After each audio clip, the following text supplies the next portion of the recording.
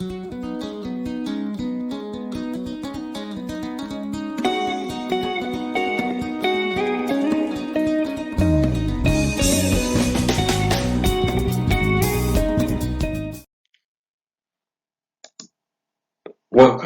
as we continue with the history from 3. So in this one, we are still looking at the missionary factor, the Christian missionary factor. So on this part now, we'll be looking at the last missionaries, and these are the Catholic, the Roman Catholic missionaries. So in this part, we're going to see the first Roman Catholic priest or missionaries to come to Malawi, and where they settled, and how what impact they had in the areas, and what encounter problem they have. So it is a good part, of course, that we're going to highlight how the Roman Catholic missionaries also entered Malawi. So let's be together up to the end of the period as we go through and know what the Catholics did in Malawi. Now, let us look at the Catholics, Roman Catholics. So the Roman Catholics, they came later after the UMCA. So they came after the UMCA, after the Scottish missions and the DRCM had started their work. So even then, they made very little impact. So the Roman Catholics in Malawi, they came sometime later after these, we call the CCP. They were already here, and the UMCA was already here. So the Catholic mission came to Malawi in two groups. They were the White Fathers and the Marist Fathers. The White Fathers and the Marist Fathers. So the first attempt of the Roman Catholics mission by the White Fathers. Let's look at this. So let's look at the Mponda's mission, which was also called the St. Louis, 1889 to 1891. So on 2nd December 1889, a White Fathers party consisting of a Dutch brother, a Portuguese government representative by the name St. Louis, a group of porters and the servants, they arrived at Chief Mponda's village in Mangochi. So they chose Mponda because the Yao chief area had signed the treaties with the Portuguese. So they came to the Yao area of Chief Mponda because Chief Mponda had signed a treaty, an agreement with the Portuguese. So since these White Fathers, they were supported by the Portuguese, it was their doorway. So they used that chance to say, who has ever made any attempt to go to Malawi? Then they were the Portuguese. So the White Fathers used that chance to say, all right, we are going to follow up that agreement that we made, that was made with the Portuguese. So the leader of this mission was Adolf Le Chapteaux. Adolf Le Chapteaux. So he was the leader. So it has also to be noted here that the Portuguese government in Mozambique had intended to use the Catholic missionaries as the harbingers of the imperialist ambitions in the region. So the Portuguese government, which was established in Mozambique, it wanted to use the Catholic fathers so that the Portuguese, they also colonize this area. So they wanted to do that. So this mission, when it came, it was mandated to teach the Catholic faith, to foster agricultural development and end slave trade, and also to build schools, churches, and chapels. So they were there they were mandated to carry out these four main objectives in Malawi.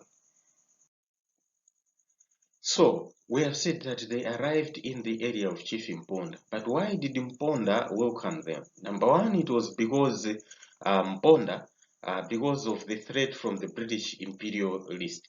So Mponda, in Mponda area, you know, the Yao, they were the slave traders. As such, the coming of the British colonial government, it was a threat to them to say they already lost their economic way of living, that is slave trade.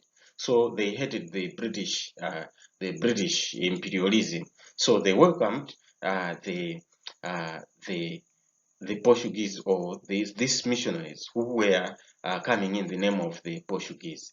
And also he feared internal rebellion from Chingwalu and Malunda. So Mponda feared internal rebellions from the people within, or some chiefs within. And also the desire for the European goods such as guns, gunpowder, and clothes, even beads. So Mponda welcomed them. Simply, he had that in mind to say, these people, the white people, the Europeans, they bring very good things: guns, gunpowders, clothes, and beads, so, and many others. And also, he welcomed them to protect the Yao from the Maseko Ngoni raid. So, as you know, as we pointed out, the Maseko, their daily routine was to raid others. So the Yao of Mponda accepted the missionaries, the white fathers, because they wanted to be protected from the Ngoni raids.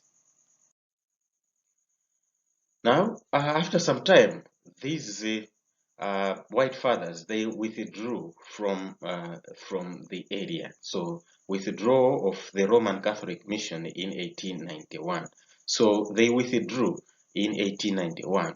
So they just settled here for 1 year. Then they withdrew from the Lake Nyasa region, that is where they settled in the area of Chief Ponda. But the question is why? Why did they do that? Now the problems, they withdrew because of the problems. So what were those problems? Number one, the school that the mission had opened was largely boycotted by the Yao children. So just as it was with the Livingstonia mission, you can remember that the Livingstonia mission also experienced the same at Cape Maclear. When they opened the school, the Yao, they boycotted because they thought that their children are going to be converted to Christianity while they were already Muslims. And also the problem of slave trade was still continuing in the area, hence the white fathers, they withdrew. And the barbaric practices done by the Yao, for example, the trial by Mwavi Odil. So the trial whereby uh, sometimes when there was settling a dispute and someone, let's take, he stole something, then during the hearing of that case, then he's denying or whatever. So they had that belief to say, if someone did not do something, uh, then nothing bad can happen to him. So they were giving that one to Mwavi. This Mwavi was like, let's take the leaves of a certain bitter or poisonous leaves, and they were mixing with water. After pounding it, they mixing with water, then that was called Mwavi. So if that one is denying to say, I did not do that one, but he did, if he takes that one, he was dying instantly. And if he did not do, he was not dying. So that Mwavi ordeal, it was taken the evil practice or barbaric practice, because many people were being killed innocently because that Mwavi, it was poisonous. So the disease, such as malaria and smallpox, also killed a number of people or disturbed the missionary work. And the Yao had recently converted to Islam. As such, they were reluctant to convert to Christianity. So the Yao, they were converted to Islam, and they were Islam when the white fathers were coming. So to change just instantly to the other religion, they found it difficult. As such, the mission work was not very successful there. And also another problem was that there were too many demands on the missionaries by Mponda. Just as we have said that he welcomed them simply because he wanted to benefit from the European goods. So Mponda was demanding a lot of things, hence the missionaries, they withdrew to say, no, we cannot manage to be just doing or following the demands of the chief. And also, Harry Johnson was putting military pressure from Zomba. So as you know, we said that this mission of the White Fathers had a backing of the colonial the Portuguese, while in Malawi the British were also trying to dominate. They were trying to dominate the area, or to declare it as their protectorate. So when the country was declared a British protectorate, that was on 14th May in 1891, their superiors in Paris, they ordered them to leave, that is the area. That is the White Fathers, therefore, after the British declared that Malawi now is a British protectorate, and them, they had the Portuguese backing. Then their headquarters in Paris, that is in France, they were told to say just withdraw from there, because you can now venture into conflict with the colonial government, which is the British. So they left the area on 16th June, 1891. So here you can conclude that it was because of their connections with the Portuguese government. So it was declared, Malawi was declared a protectorate on 14th May, but on 16th June, just a month, then the White Fathers, they withdrew. So there, definitely, if you conclude to say it was because of their Portuguese connection, then you can be right there. So the two were just smarting from the imperial tensions over the area. So we can see to it that the British who were there and the Portuguese, they were just trying to bring about the imperialism into the country. So like the White Fathers, when they were coming, they had that thing in mind to say later on the Portuguese are going to declare this area as their land. And the missionaries, or the others, the British missionaries, they also had that in mind to say the British were going to declare it, or this place, as theirs. Now there was also the second attempt of the Roman Catholic mission, and this time it was done by the Marist Fathers in 1901 and 1920, between 1901 and 1920. So the Roman Catholic missionaries, they returned to Nyasaland because, number one, they were impressed by the achievements made by the Scottish and the DRCM. So with the successes that the DRCM had, or the Scottish missionaries, then therefore they also had that in mind to say we are also going to be successful there. And also the international political climate had calmed down. That is, the partition of Africa was over. So remember, in the 1890s, 1880s, there was that tension whereby the European countries, they were scrambling for Africa. So by 1900, that partition was done and it was over, and things were now back to normal. So the White Fathers, didnt and Guilherme, they encouraged the Montford Fathers to come to Nyasaland. So didnt and Guilherme, they encouraged their friends, that is the Montford Fathers, to come. So the White Fathers were still based in the Bemba, or the Wemba land. So the White Fathers, they withdrew here, but they went to Zambia, that is in the Wemba land. So the Roman Catholic mission was to encounter what they termed the Protestant menace, that is in Nyasaland. So as you can see to it that we mentioned earlier on that Christianity in Malawi was first introduced by the Protestant, but they protested from who? From the Catholic Church. So they were the Catholic fathers. They were coming here again, also to counter, to show that they were the originals. They are the originals. Those others, they came from them. They just protested from them. So that's why they came, in order to counter what the Protestant had already instilled in the people here. So in January 1901, the Montford Fathers, they agreed to start work in the Shire Highlands. So they started with a team of 3 fathers, and these ones were Pierre Bourget, Antoine Winen, and Augustin Prezian. So these were the 3 white fathers who came into the Shire Highlands. So before opening the mission in the Shire Highlands, they opened up a mission station at Nzama in Ncheo. So they first opened their mission at Nzama in Ncheo on 25th July 1901. So the Ngoni chief Njovialema accepted these missionaries in Ncheo. So by 1902, a school was opened at Nzama.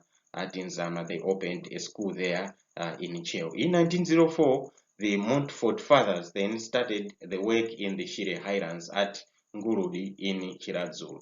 So that's where they started the big work now at Ngurudi in Chiradzulu in 1904.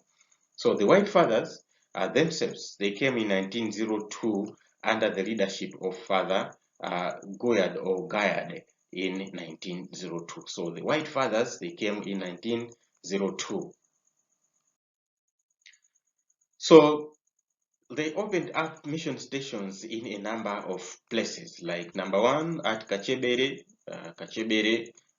in Chinji on 11th May 1904, and the Likuni mission in the area of the Chewa Chief Malili on 9th. They opened on 9th July 1903. And also they opened another mission station at Mua, the Mua mission, 1907. Another mission station was opened at Mtakataka in 1908. Another one at Bembeke in 1910. So you can see when they came, the White Fathers, they were continuously opening up mission stations in different places. Now, what were the strategies that were used by the Roman Catholic missions to win the converts? Just as we have said that they came to counter the work of the Scottish missionary or the British missionaries, or the Protestant missionaries. Now, what ways did they or strategies did they put in place to win the converts? So they trained. Number 1, they trained and dispatched local Africans, which were called the catechists. The groupers. So they trained them and sent them to be teaching in other areas. And some local cultures were accommodated, e.g. beer drinking. So you can see to it, while the Livingstonian mission, they were at constant conflict with the culture of the people. Then when the Roman Catholics came, they said, no, beer drinking, not really bad. Yeah, keep on taking. If it is your culture, Christianity must accommodate into your culture. As a result, they won a lot of people, a lot of converts. So, what were the reasons for the success of the Catholic missionaries? So here we are going to look at what brought the success to their missions. Number 1, they regarded themselves as men at war against the Protestants. Therefore, they built many churches to keep up with them. So they were countering the Protestants. So they were there, they built a lot of churches. Number 2, they were exemplary in their behavior. They ate local foods and were celibate. So they incorporated with the people. They were eating their food, and apart from that, they were celibate. That is to say, they did not marry. So in their behavior, it was like just a very good behavior. People who were not moving around in the villages chasing women, nothing like that.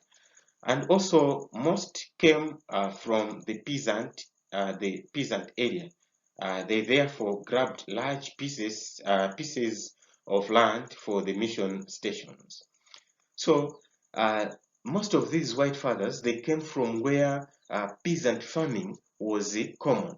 That is, they were in other areas. We talk of Italy and France and many other areas. They were practicing what was called feudalism. the load system, whereby someone was grabbing a lot of land and he was employing other people as peasants. As such, the missions, when they came, they were dominating large areas for the mission work. So that one was driven by the peasant mentality from where they came from. And again, they were very quick to learn local languages that attracted local people to follow. Yeah, so when even today you see some of the white fathers, or the fathers, or the priests, the white priests that are there, the Catholic priests, you see that they are fluent in speaking the local languages.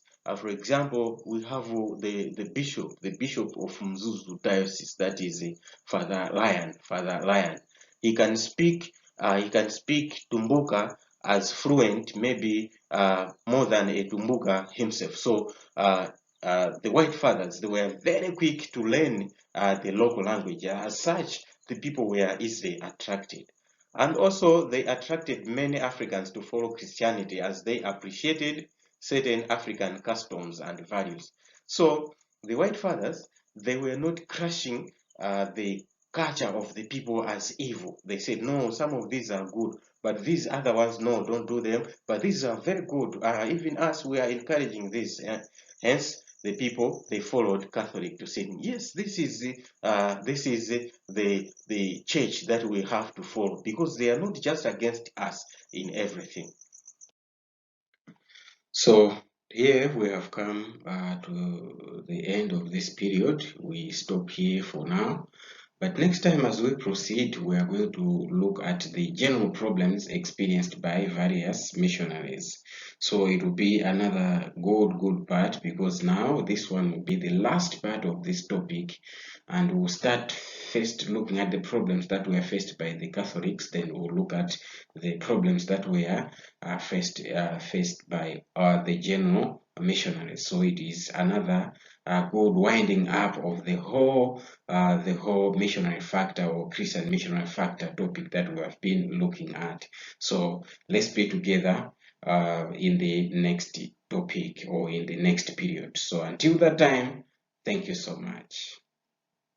Simutaya nthawi yanu kufunafuna maphunziro, muzakhala wotumidwa moyo wanu wonse. Ngati simuphunzira, anthu azingokutumani. Ajala kalime, ajala kuchwe manyazi, ajala katende yanti, ndipo anthu ophunzira wandu wotuma so kwambiri. Ndiye ngati simuphunzira, skulu akuyikirani apa, mukhala otumidwa.